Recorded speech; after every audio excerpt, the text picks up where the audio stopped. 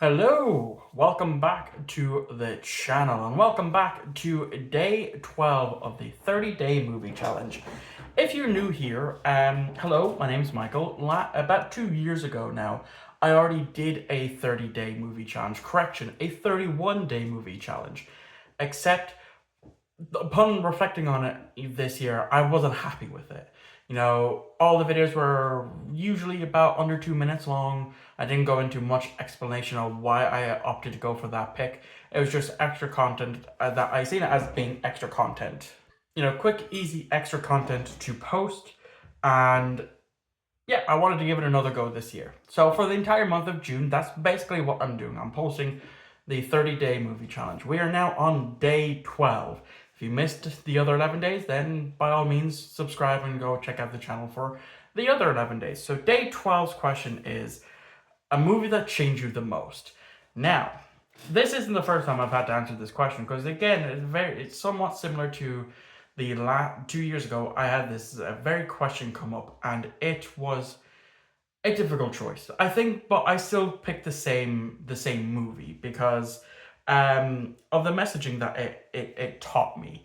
And so I did mention in one of my videos where I picked The Truman Show for best acting on day 8.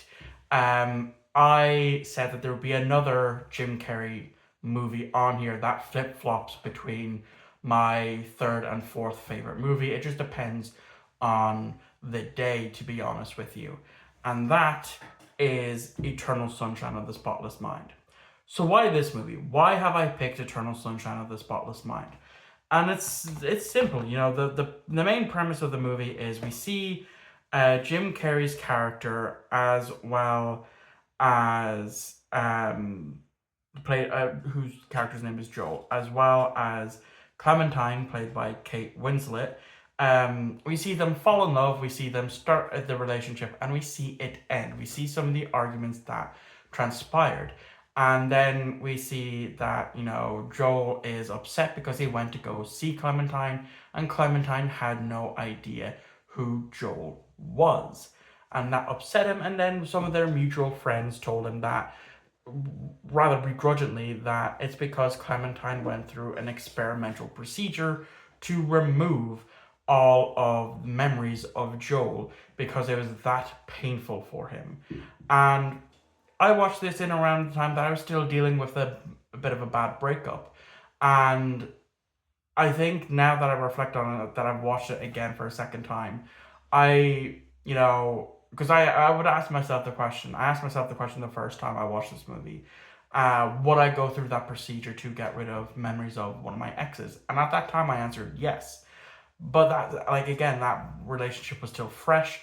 So of course that was going to be my answer. But my answer has now changed, and that answer is no, I wouldn't, because those experiences that I experienced with that person, as well as the aftermath, is what's made me the version of me that I am right now.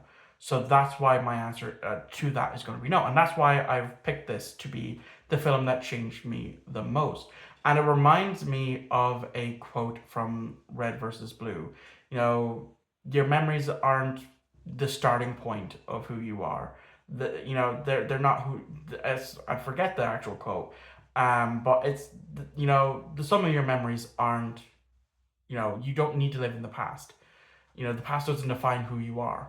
It just gives you the starting point for who you're going to be. Got that? That's the one that I'm mentioning. And so I may be and that's the way it is for me.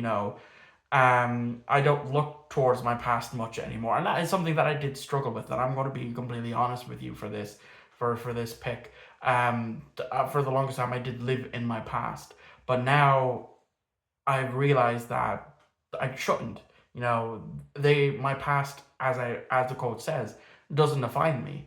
It's just my starting point for who I'm going to be. And it's taken me a few years to finally realize that, all thanks to this movie and all thanks to that quote. So that is why Eternal Sunshine of the Spotless Mind is my my day 12 pick. So thank you all for watching. I hope you enjoyed. Let me know what your answer to this question is in the comments down below.